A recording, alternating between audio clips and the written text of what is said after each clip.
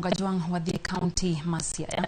Kama tend county ma Siaya osechako pogo jopur kodhi mag oduma michiwo maonge chudo mar jiwo dag chiemo e county no ma Siaya. Kano yango chenro mar pogo kodhi tan 158 mag oduma, Governor ma Siaya James Orengo singo keto maine siro jopur mondo mi obed gi keyo mabup ka gitiyo kod kodhi mopuodhi gi jolony. Orengo bende oyango ni tan 228 mag mbolea manengo gi oyue osechope county no ma Siaya kendo imedo pog jopur. Jakom committee marod bura ma Siaya mochungne weche pur Frederick Omoro ojiwo jopur mondo kita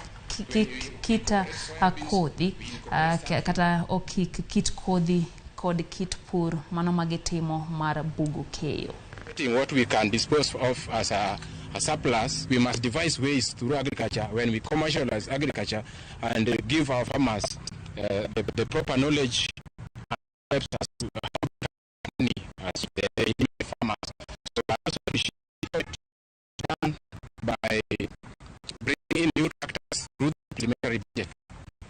So going forward in the next budget also, we are going to put a better budget that will help us procure more tractors, around 30 tractors, which will help us at least locate a tractor per ward. We have taken trouble to ensure that these certified seeds are going to go to the appropriate areas, depending on the climate, weather, rainfall, and all the climatic considerational parameters.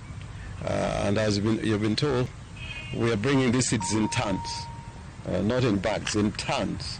And we are hoping that this will encourage farmers not only to expand the acreage of farmlands in Siaya, but also increase the yield. Kora Gajwang kwa dhimbele ni jotelo mamine ya lura mar